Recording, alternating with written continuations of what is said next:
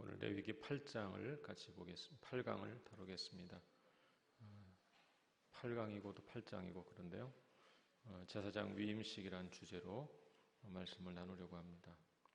나누어드린 자료 서론을 먼저 보겠습니다.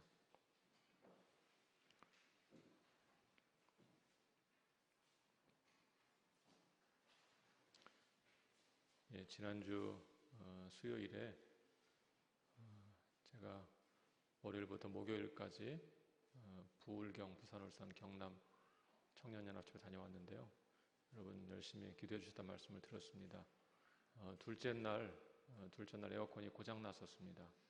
그래서 이 더위에 에어컨 없이 1시간 반 동안 말씀을 전하고 그런 시간이 있었는데요. 그 다음날 수요일 날 셋째 날 그때는 정말 정신을 바짝 차리고 더위에 혼이 나가지 말아야 되겠다 생각했는데 여러분 기도 덕분에 에어컨이 고쳐졌습니다. 그래서 수요일 날은 좋은 환경에서 말씀을 전할 수가 있었고 3일간 저녁에 말씀을 전하고 그리고 목요일 날에는 학생 청년들의 그 질의응답 시간이 있었는데 한 1시간 이상을 또 열띤 또 대화를 나누면서 그렇게 좋은 시간을 보냈습니다. 한 120명 정도가 참석을 했고요. 정말 열정적으로 3박 4일이라는 또 요즘 웬만하면 2박 3일밖에 안 하는데 좀 긴 시간 그렇게 말씀을 잘 전하고 왔습니다. 기도해 주셔서 감사드립니다. 자, 레위기 서론 보겠습니다. 레위기 1장부터 7장에서는 5가지 제사법에 대한 지침이 소개되었습니다. 먼저 일반 백성들을 위한 지침을 다루었고 1장 1절부터 6장 7절까지가 그렇고요. 제사장들을 위한 지침을 다루었습니다. 6장 8절부터 7장 38절까지. 자, 이 제사들이 올바르게 시행되려면 합당한 방식으로 관리되어야만 했습니다. 그래서 이제 그 역할을 담당할 제사장에 대해 다루기 시작합니다. 그러니까 제사법을 다루었고 이제 제사를 집례할 사람들에 대해서 다루게 되는 것이죠. 제사 제도를 관리할 사람으로는 아론과 그 후손들이 임명되었습니다. 레위기 8장부터 10장은 아론과 그의 후손들을 제사장으로 세우는 제사장 위임식, 제사장의 사역 그리고 제사장의 역할까지 다룹니다. 그 중에서 오늘 다룰 8장은 제사장 위임식을 다루고 있습니다. 8장부터 10장에서 주목해야 할 사항들이 있습니다. 첫 번째는 이스라엘의 제사장 제도인데요. 이스라엘의 제사장은 크게 세 직군으로 나누어집니다. 먼저 대제사장이 있죠. 그리고 일반 제사장이 있습니다. 그리고 마지막에 레위인들이 있습니다.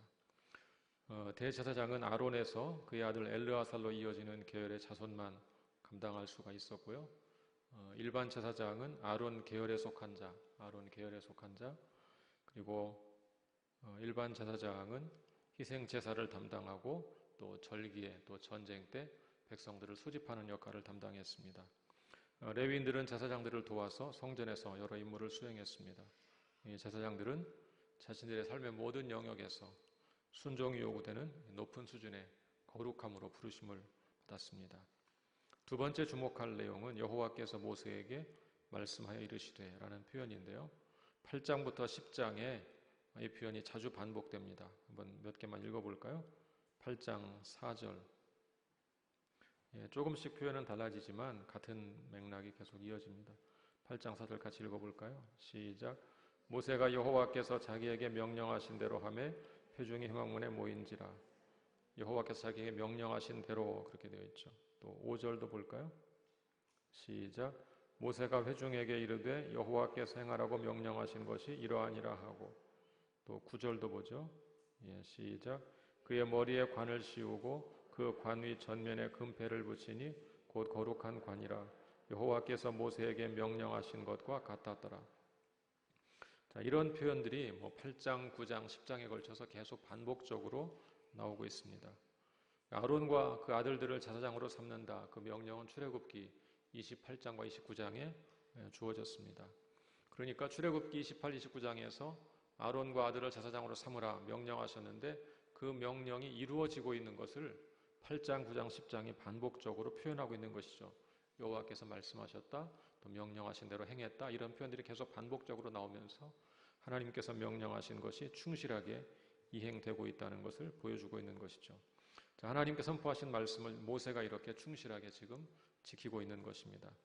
자, 레위기 8장의 내용은 크게 6개 단락으로 나누어 보았습니다.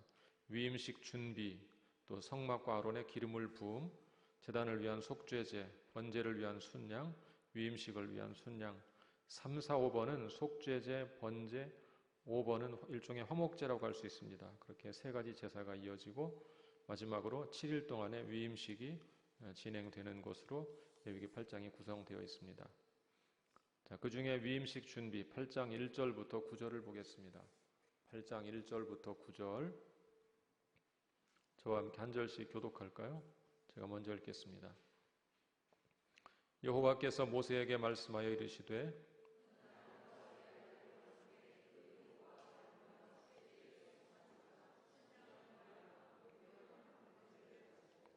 온 회중을 회막문에 모으라.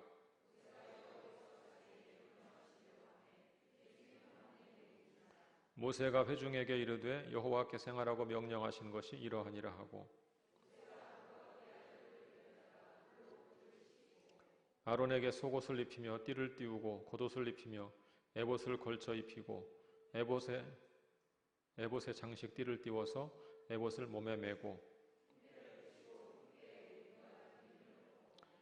다 같이 그의 머리에 관을 씌우고 그 관 위 전면에 금패를 붙이니 곧 거룩한 관이라 여호와께서 모세에게 명령하신 것과 같았더라. 자, 첫 번째 하나님의 명령을 따르는 모세 1절, 5절, 9절 한번 같이 읽어보죠. 먼저 1절 시작. 여호와께서 모세에게 말씀하여 이르시되 또 5절이요. 시작. 모세가 회중에게 이르되 여호와께서 행하라고 명령하신 것이 이러하니라 하고 또 9절 시작. 그의 머리에 관을 씌우고 그 관이 전면에 금패를 붙이니 곧 거룩한 관이라 여호와께서 모세에게 명령하신 것과 같았더라. 자, 아론과 그의 후손들을 제사장으로 세우는 절차를 주도하는 사람은 모세입니다. 아론이 초대 대제사장이죠. 그러니까 아론에게는 전임자가 없죠. 초대이기 때문에 전임자가 없습니다. 그래서 만약 전임자가 있다면 그 대제사장 전임자가 후임자를 세우는 역할을 할 텐데 전임자가 초대이기 때문에 모세가 그 역할을 감당합니다. 지금 읽은 1절, 5절, 9절을 잘 보시면 1절은 여호와께서 모세에게 말씀하셨고 5절은 모세가 회중에게 여호와께서 말씀하신 것을 전달했고 그리고 9절은 모세가 여호와께서 명령하신 대로 그대로 이행하는 것이 나오죠. 자, 그렇게 해서 하나님의 명령을 따라서 모세가 온전히 절차를 준행하는 것을 우리가 볼 수 있습니다. 자, 제사장의 예복에 담긴 의미를 보겠습니다. 예복에 담긴 의미 6절부터 9절을 먼저 다시 한번 읽어보죠. 6절부터 9절 천천히 한번 눈으로 잘 생각하고 보시면서 읽어보겠습니다. 시작.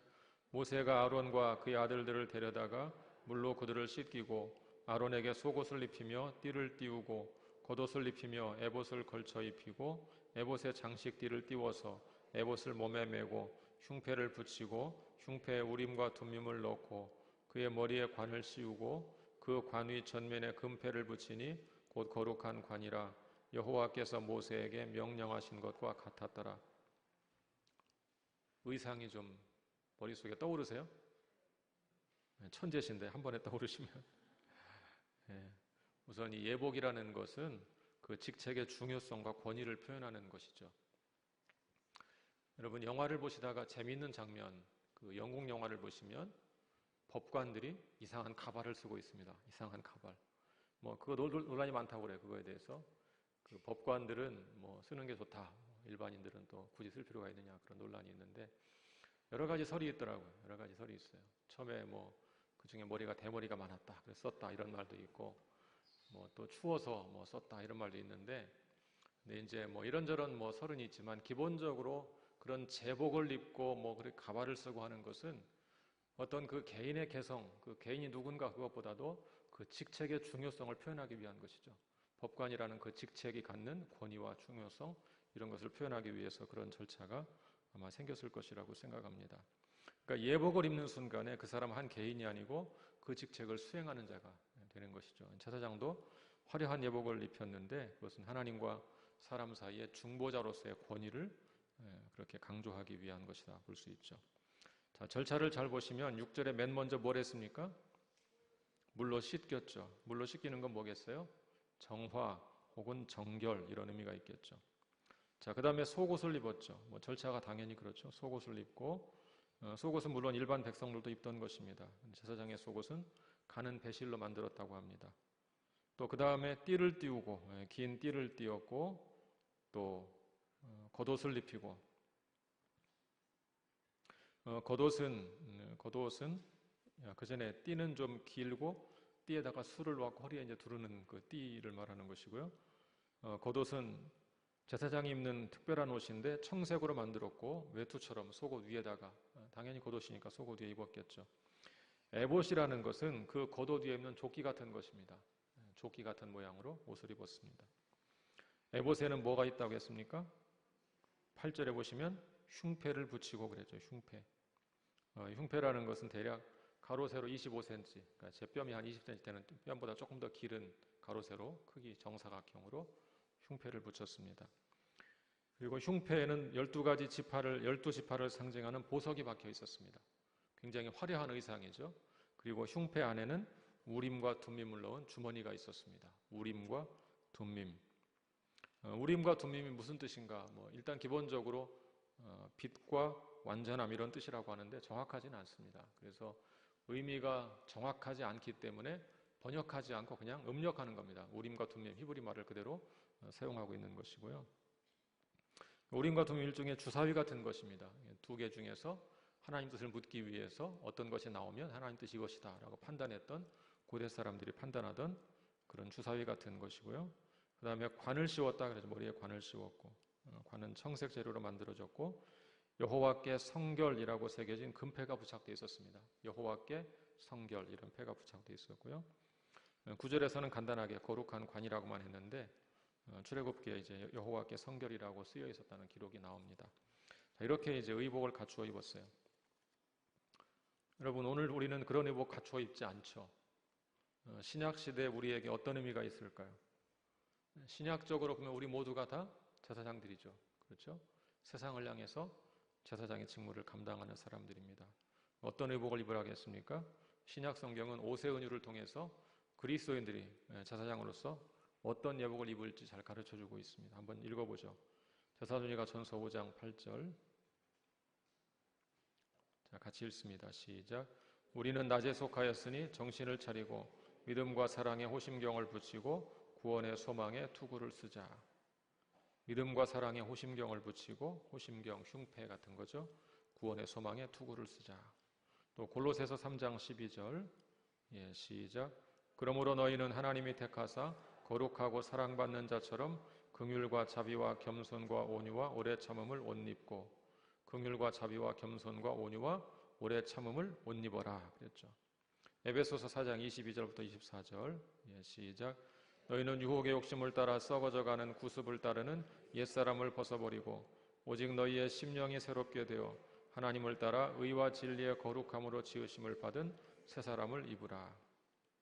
여기는 옛사람은 벗어버리고, 마치 옷을 벗듯 벗어버리고 새로운 사람을 입으라 그렇게 말했죠.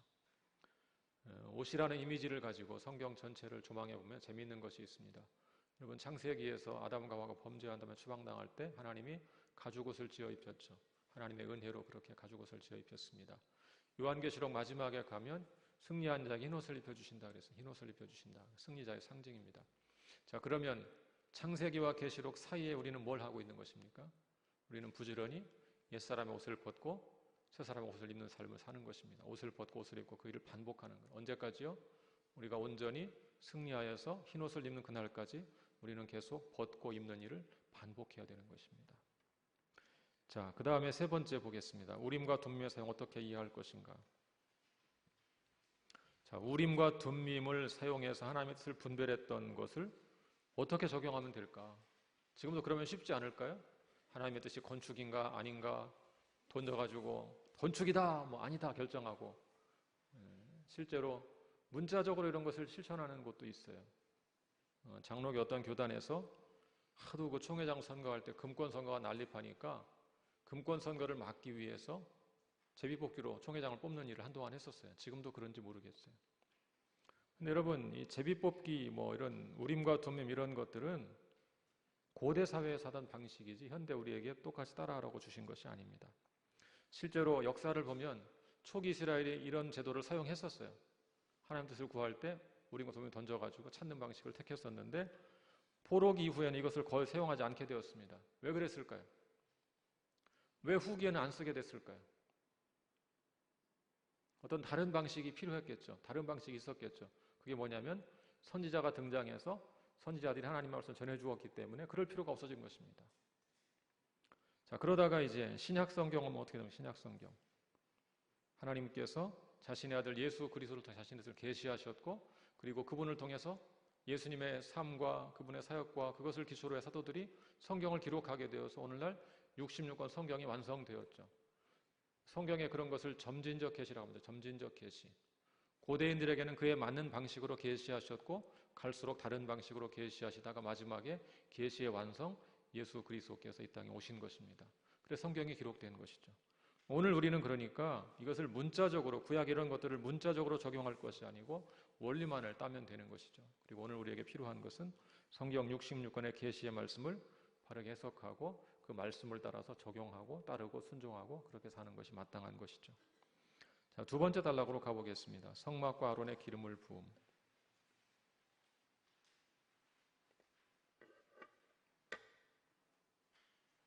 8장 10절부터 13절 한번 다 같이 읽을까요? 예, 시작.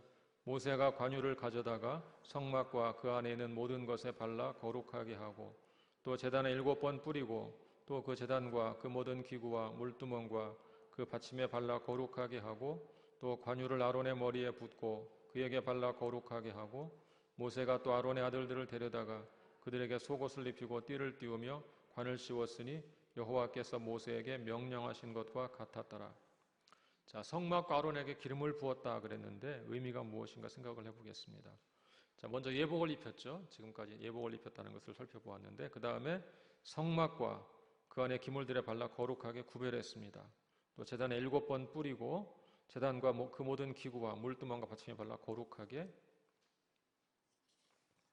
구별했습니다. 자, 그 다음에 뭘 했습니까? 그 다음에 기름을 그 관유를 누구에게 부었어요? 아론의 머리에 부어서 그를 거룩하게 구별했죠.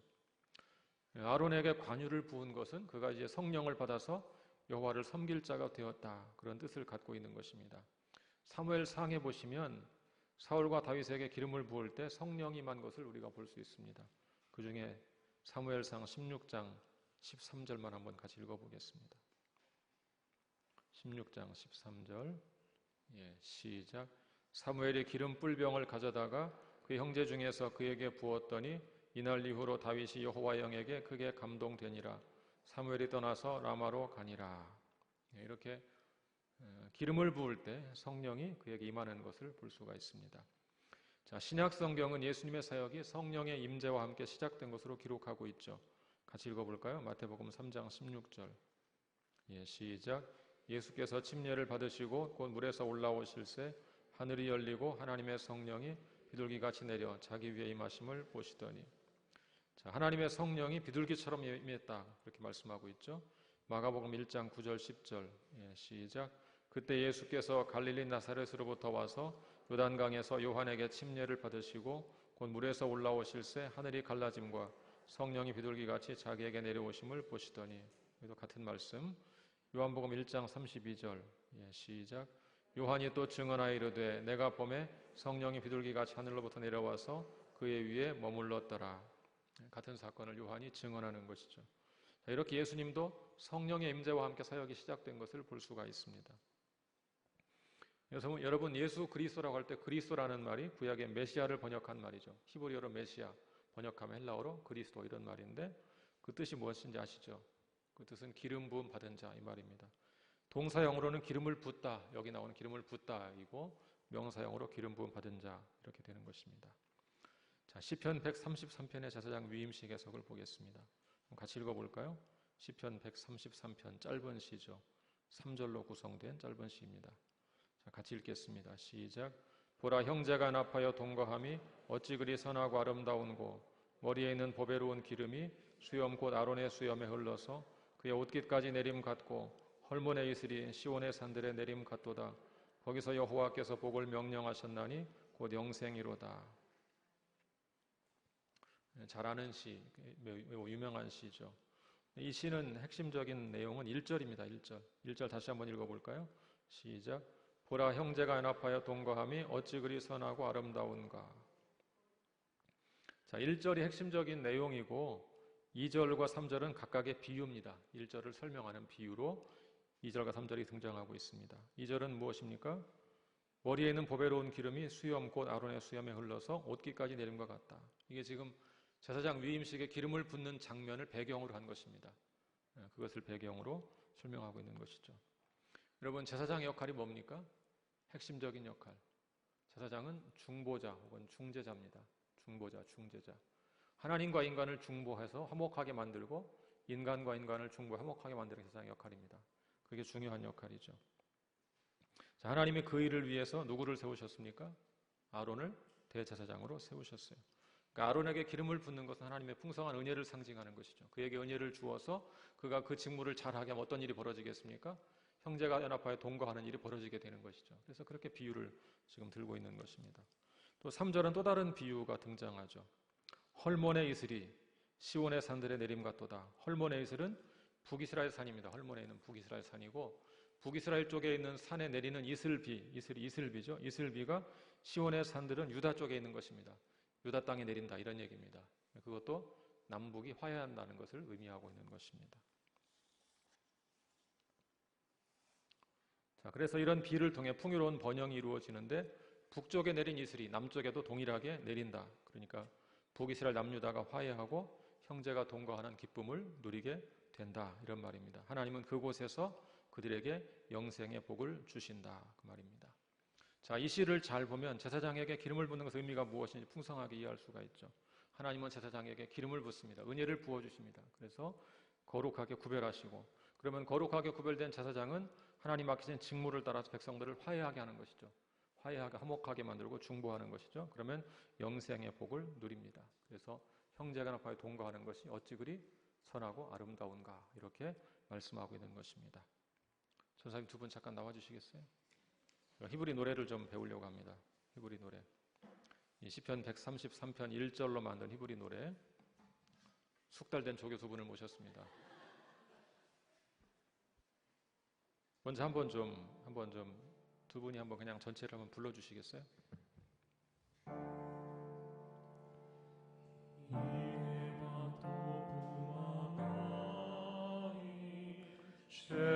쉐베타힘 감야 히네마 도브마나임 쉐베타힘 감야 히네마 도 쉐베타힘 감야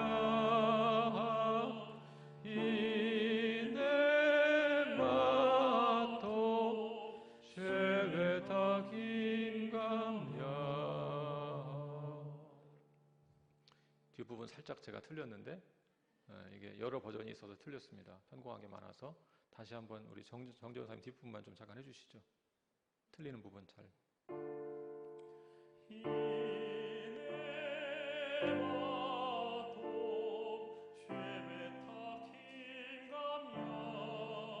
이걸로 하겠습니다. 이걸로. 네, 우리 다 같이 한번 불러볼까요? 네, 처음부터. 이네마 토브마나임 쉐베타킴 감야 이네마 토브마나임 쉐베타킴 감야 이네마 토 쉐베타킴 감야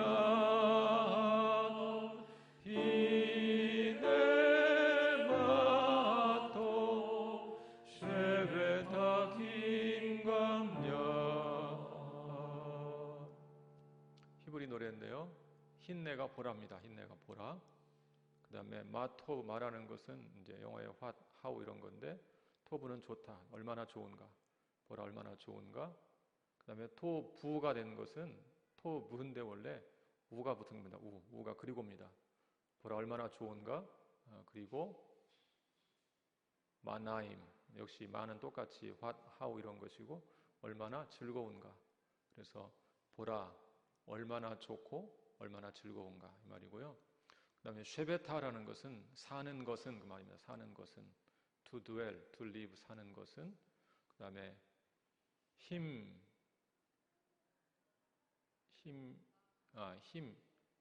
쉐베타 힘 쉐베트에다가 아힘인데 붙은 거면 연음된 거고요.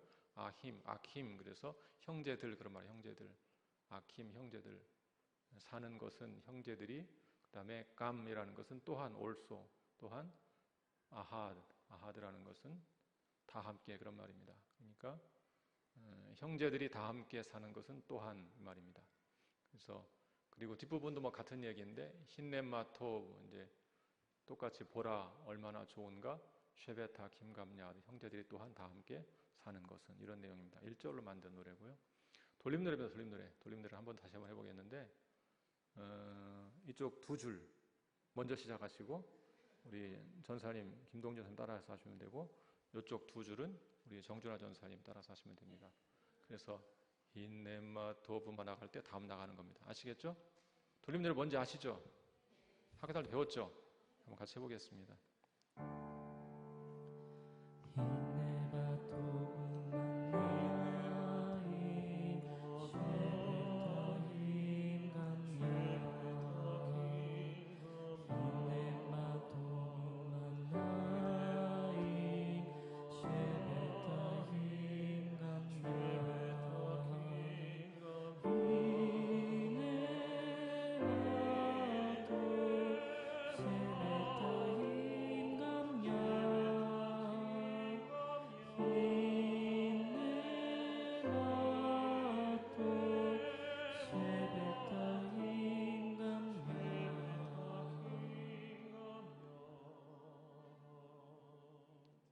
수준이 있습니다. 예. 근데 원래는 사실 이렇게 막 경건한 곡이 아니고 상당히 템포 있는 곡입니다. 그래서 사실은 춤도 있고 막 그런 곳인데 제가 춤은 도저히 소화가 안 돼서 못 하겠고 조금 템포를 빨리 해볼까요? 좀 익혔으니까 한 번 더. 다시 한번 똑같이 돌림노래로 이쪽 똑같죠? 자 시작.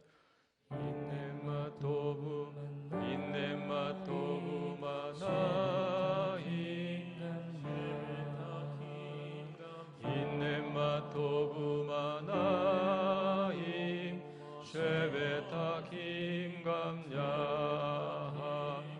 인넷마토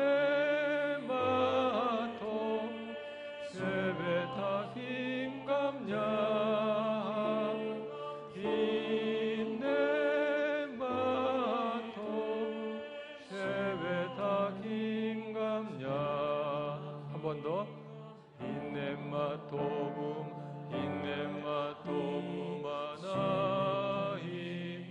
쉐베타 김감냐 인넷마토부마나임 쉐베타 김감냐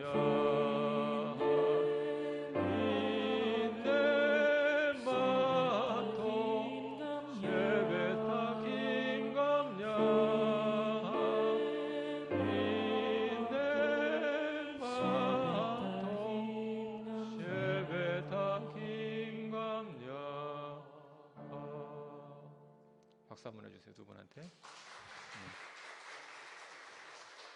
왠지 설교를 끝내야 될 것 같은 분위기인데 아직 많이 남았는데 3번 보겠습니다. 제단을 위한 속죄제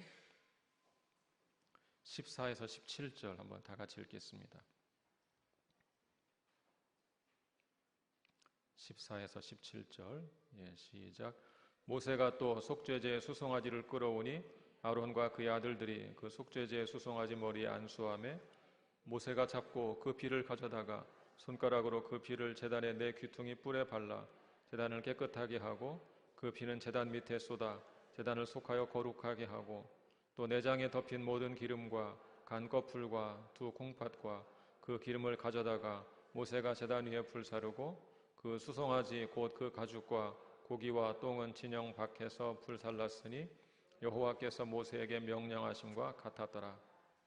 자, 아론과 그의 아들들 위한 속죄제를 드리는 장면입니다. 먼저 송아지 머리에 안수하죠. 안수하는 건 무슨 뜻이라겠습니까?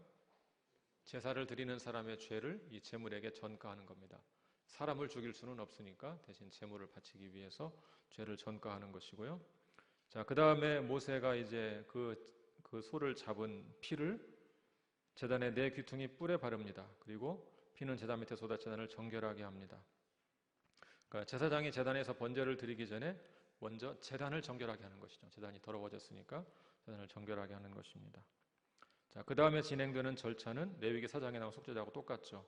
유사합니다. 내장에 덮인 기름과 간 거풀, 두 콩밭 기름을 제단 위에서 불사르고 가죽과 고기와 똥은 진영 밖에서 불사릅니다.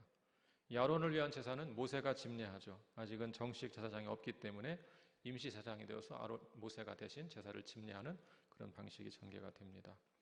자, 네 번째 번제를 위한 순양을 보겠습니다. 세 가지 제사가 이어지는데 속죄제, 그 다음에 번제가 이어집니다. 18절부터 21절 같이 읽습니다. 시작. 또 번제의 순양을 드릴새 아론과 그의 아들들이 그 순양의 머리에 안수하매 모세가 잡아 그 피를 제단 사방에 뿌리고 그 순양의 각을 뜨고 모세가 그 머리와 각든 것과 기름을 불사르고 물로 내장과 정강이들을 씻고 모세가 그 순양의 전부를 제단 위에서 불사르니 이는 향기로운 냄새를 위하여 드리는 번제로 여호와께 드리는 화제라.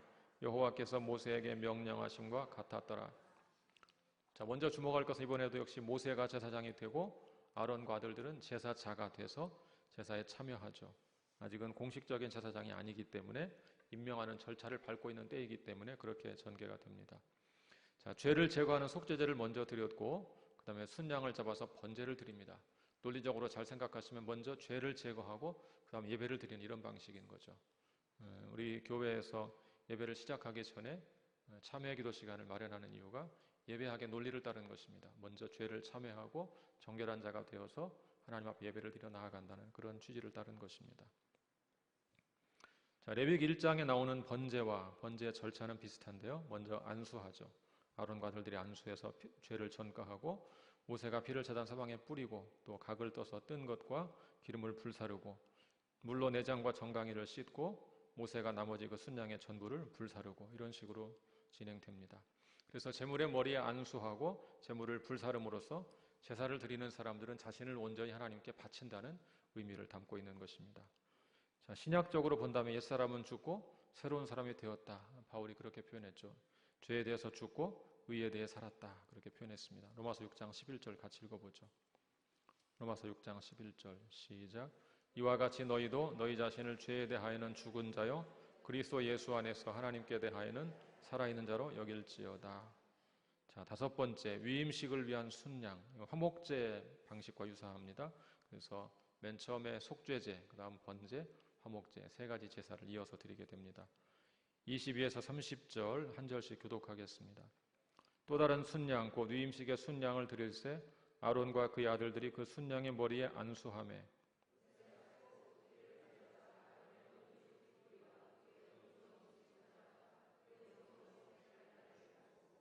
아론의 아들들을 데려다가 모세가 그 오른쪽 귓뿌리와 그들의 손의 오른쪽 엄지손가락과 그들의 발의 오른쪽 엄지발가락에 그 피를 바르고 또 모세가 그 피를 제단 사방에 뿌리고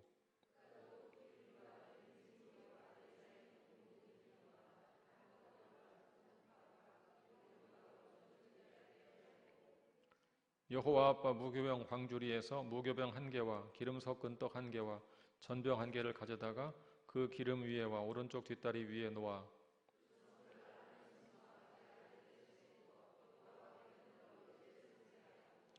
모세가 그것을 그들의 손에서 가져다가 제단 위에 있는 번제물 위에 불사르니 이는 향기로운 냄새를 위하여 드리는 위임식 제사로 여호와께 드리는 화제라.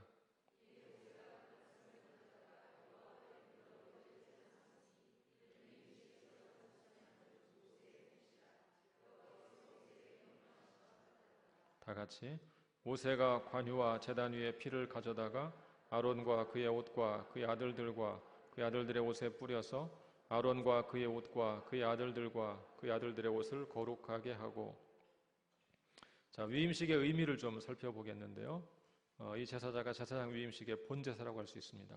그동안 드린 속죄제와 번제는 준비제사 같은 것이고 이제 본제사라고 할 수 있습니다. 자, 다른 때와 마찬가지로 아론과 그의 아들들이 먼저 뭘 합니까? 순양의 머리에 안수하죠. 죄를 전가하는 것이고요. 그러니까 위임식의 독특한 점은 제물의 피를 사단 사방에 뿌리는 것은 똑같은데 아론과 아들들의 몸에도 발랐다는 것이죠. 피를 발랐다는 거예요. 어떻게 발랐습니까? 어디에다가? 맨 처음에 오른쪽 귓뿌리, 그 다음에 오른쪽 엄지손가락, 그 다음에 오른쪽 엄지발가락, 제물의 피를 발랐습니다. 신체의 끝부분이죠. 신체의 끝부분, 다 끝부분에 바른 것입니다. 제단에 네 뿔의 피를 발유사하죠. 제단에 네 뿔의 물을 바른, 뿔도 뿔의 끝에 바른 것이니까 똑같은 방식이죠. 제단에 네 뿔에 발랐다는 것은 결국 전체에 바른 것을 상징하는 것입니다. 다 바를 수가 없으니까 상징적으로 네 뿔에 바른 것이고, 사람도 다 바를 수가 없으니까 세 곳의 끝부분에다가 바른 것이죠. 오른쪽 귓뿔, 그 다음에 엄지손가락, 엄지발가락에 바른 것입니다. 그래서 이런 방식을 통해서 제사장이 여호와를 섬기는 일에 자신의 전 삶을 다 드린다, 자신의 전신을 다 바친다, 그런 뜻을 갖고 있는 것입니다. 자, 그러면 여기서 한 가지 질문. 왜 하필 귓불이고 엄지손가락, 엄지발가락일까? 머리도 바를 수도 있고 한데 왜 굳이 귓불에다가 발랐을까? 귀는 무슨 뜻일까요? 귀는 뭐 하는 곳이에요? 듣는 곳이죠. 그러니까 하나님의 말씀을 잘 경청하라는 뜻입니다. 말씀을 잘 경청하라. 자, 손은 또 뭐 하는 겁니까? 제사장의 직무를 수행할 때 짐승을 잡고 이런 일을 하는 것이죠. 제사장의 직무를 성실하게 수행하라. 발은 뭐겠어요? 올바르고 거룩하게 걸어가라, 그런 뜻입니다. 그래서 그런 의미를 담아서, 상징적 의미를 담아서 귓뿌리와 엄지손가락과 엄지발가락에 선택된 것입니다. 자, 위임식 제사 보겠습니다. 화목제와 유사한데요. 자, 기름진 꼬리, 여러 기름진 부위들, 오른쪽 뒷다리를 취하고 그것들에 세 종류의 떡을 추가합니다. 세 종류의 떡. 뭐라고 나와 있습니까?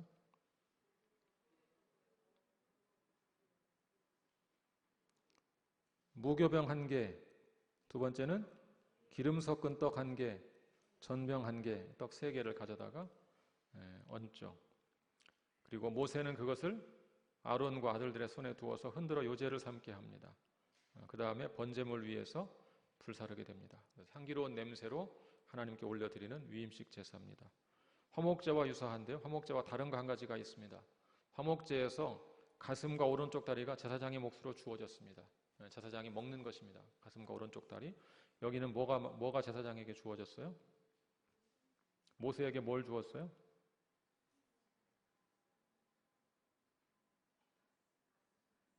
29절에 보니까 이에 모세가 무엇을 가져다가? 그 가슴을 가져다가, 그 뒤쪽에 가면 모세의 몫이라 그랬죠. 지금 이 제사의 제사장은 누굽니까? 모세죠. 아론은 제사를 드리는 제사자고 제사장은 모세입니다. 그러면 원래 말씀에서는 이 가슴과 오른쪽 다리를 제사장에게 주라 그랬는데 왜 가슴만 주었을까? 아마도 이건 추측할 수밖에 없는, 아마도 지금 정식 제사장이 아니기 때문에, 임시 제사장이기 때문에 그렇게 한 것이 아닌가 추정됩니다.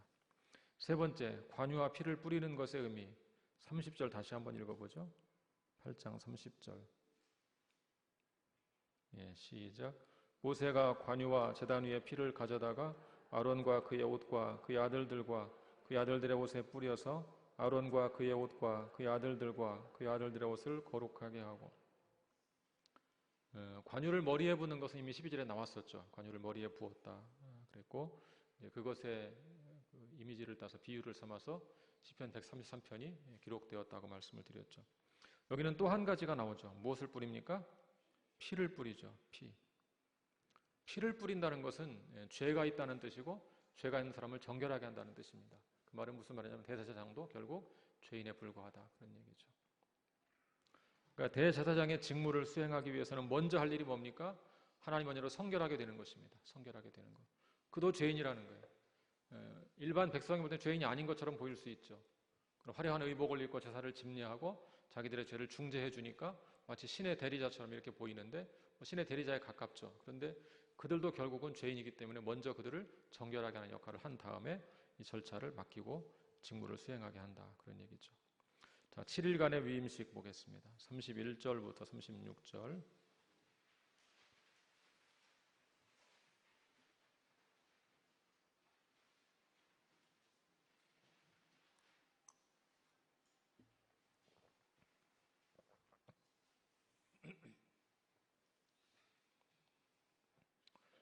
한 절씩 교독하겠습니다. 모세가 아론과 그의 아들들에게 이르되 내게 이미 명령하시기를 아론과 그의 아들들은 먹으라 하셨은즉 너희는 회막문에서 그 고기를 삶아 위임식 광주리 안에 떡과 아울러 그곳에서 먹고 위임식은 이레 동안 행하나니 위임식이 끝나는 날까지 이레 동안 회막문에 나가지 말라.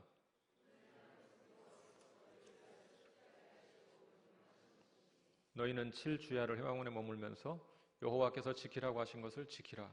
그리하면 사망을 면하리라. 내가 이같이 명령을 받았느니라.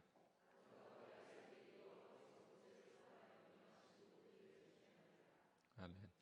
자, 첫 번째 아론과 그의 아들들은 먹으라 그랬죠. 위임식을 위해 잡은 순양의 고기는 아론과 그의 아들들이 빵과 함께 먹어야 합니다. 거룩한 음식이기 때문에 구별된 음식이 아무나 먹을 수 없죠.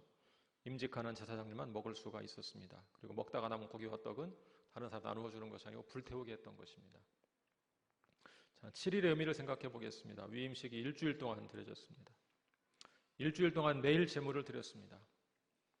매일 속죄 제사를 드렸습니다. 제사장의 죄를 속하기 위해서 매일같이 반복해서 일주일 동안 속죄 제사를 드렸습니다.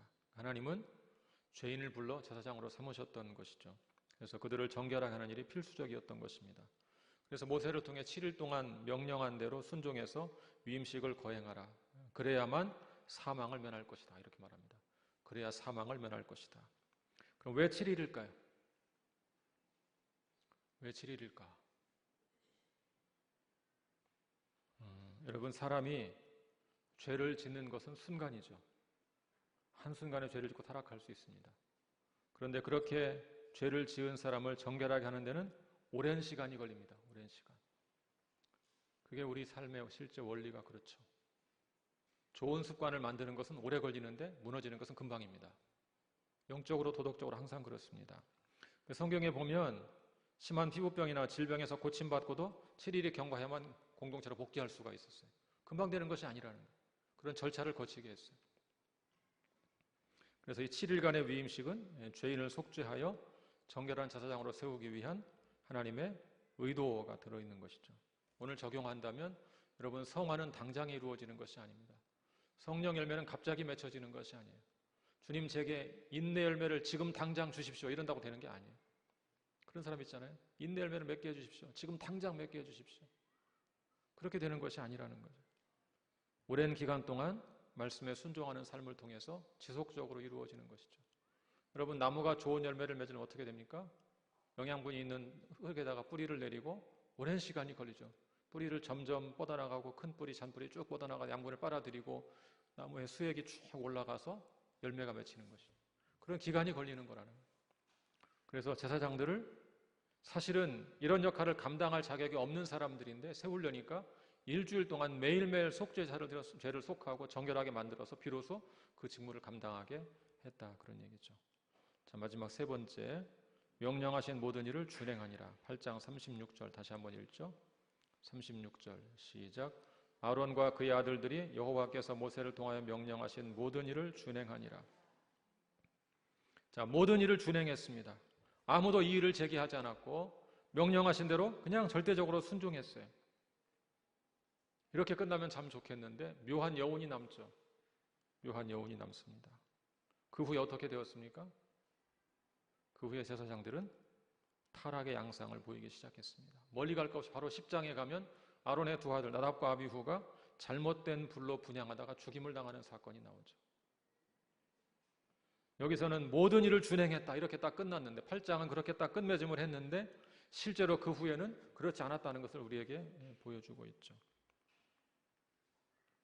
히브리서 기자는 약점을 가진 제사장들과는 별개로 대조적으로 그리스도는 온전하신 아들이라 하는 것을 강조하고 있죠. 그래서 구약의 제사장들은 약점을 가진 존재들이었고 하나님 명령에 순종하지 못했던 존재들이었다면 마지막 제사장이신 그리스도께서 오셔서 온전히 순종하심으로 완성하셨다는 것을 볼 수 있습니다.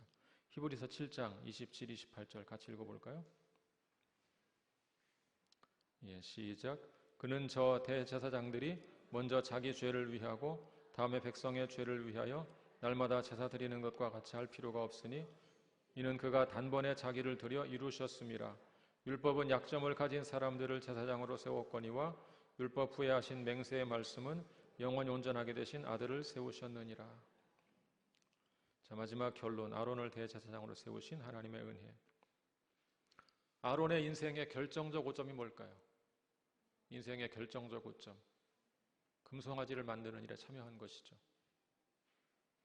아론이 사실상 그것을 주도했죠. 일종의 뭐라고 할까, 좀 함께 그냥 마지못해 끌려간 것은 아니고 좀 그런 면도 있지만 어쨌든 그 일을 주도하는 공범 역할을 했어요. 백성들이 주범이었고 그 일을 함께 참여하는 공범 역할을 했죠. 매우 심각한 죄죠. 한번 성경 찾아볼까요? 출애굽기 32장 한번 펴보죠. 출애굽기 32장.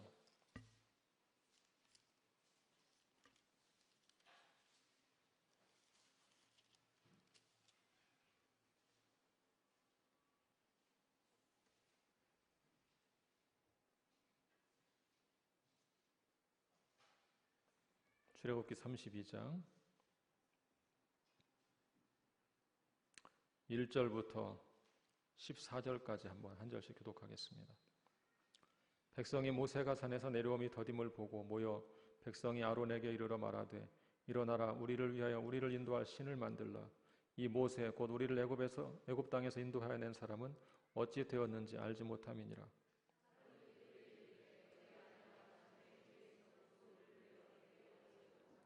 모든 백성이 그 귀에서 금고리를 빼어 아론에게로 가져가매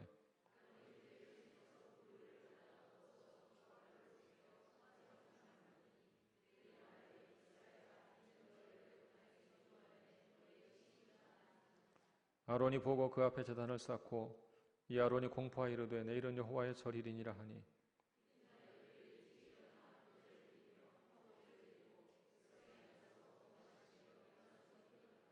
여호와께서 모세에게 이르시되 너는 내려가라. 내가 애굽 땅에서 인도하여 낸 내 백성이 부패하였도다.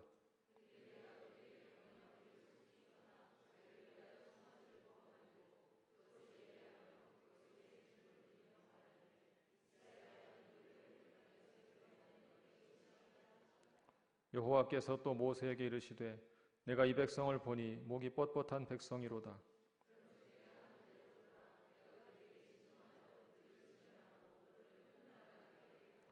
모세가 그의 하나님 여호와께 구하여 이르되 여호와여 어찌하여 그 큰 권능과 강한 손으로 애굽 땅에서 인도하여 내신 주의 백성에게 진노하시나이까.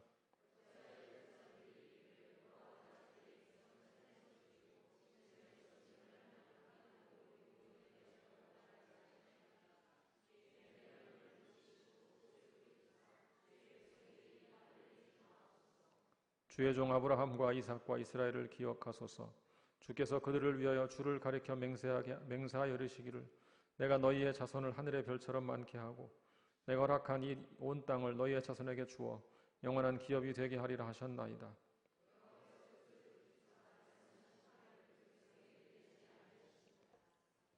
여러분, 모세의 중보기도가 아니었으면 이스라엘은 전멸을 당할 뻔했습니다. 엄청난 인생의 오점을 남긴 것이고 엄청난 죄를 지은 것이죠. 그 후 출애굽기 40장에 가면 성막을 봉헌하는 기사가 나오는데 아론이 아무런 역할도 하지 못합니다. 엄청난 죄를 지었기 때문에. 레위기 8장에 가서 하나님은 아론과 후손들을 대제사장으로 세우고 계시죠. 참 설명하기 어려운 하나님의 은혜가 아닐 수가 없습니다.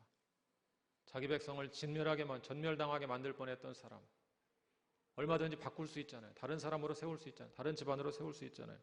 하나님이 그를 세워주십니다. 하나님의 은혜가 아니고서는 설명할 수 없는 일이 벌어진 것입니다. 아론과 비슷한 예가 신약에도 있죠. 베드로, 바울 이런 사람들이죠. 베드로는 주님을 3번이나 모른다고 부인했습니다. 주님은 그를 위대한 사도로 세우셔서 귀한 사역을 감당하게 하십니다. 또 바울은 어떻습니까? 예수님을 믿는 사람 핍박하던 자죠. 핍박자를 세워 사도로 삼으십니다. 그 전적으로 그분의 은혜로 이루어진 것이죠.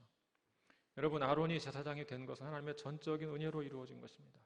하나님 나라의 원리가 바로 그것입니다. 하나님의 은혜로 이루어지는 것입니다. 그렇기 때문에 하나님의 일을 감당하는 사람은 교만할 것이 아무것도 있습니까? 없습니까?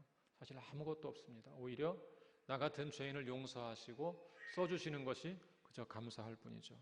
그러므로 우리가 할 일은 그저 죄인을 회개시켜 하나님 나라를 맡겨주시는 그분의 크신 은혜를 찬미하는 것, 그것밖에 없습니다. 여러분을 통해서 주께서 일하신다면 위대한 역사를 이루어 가시고 우리를 통해서 하나님께서 당신의 일을 이루신다면 그것은 그저 전적으로 그분의 은혜의 힘으로 그분을 찬미하고 감사하고 그것밖에 없다는 것을 기억하셔야 합니다. 그것만이 우리에게 주어진 길이고 우리가 마땅히 걸어가야 될 인생의 길이고 방식이라는 것을 기억하시기를 바랍니다. 같이 기도하겠습니다.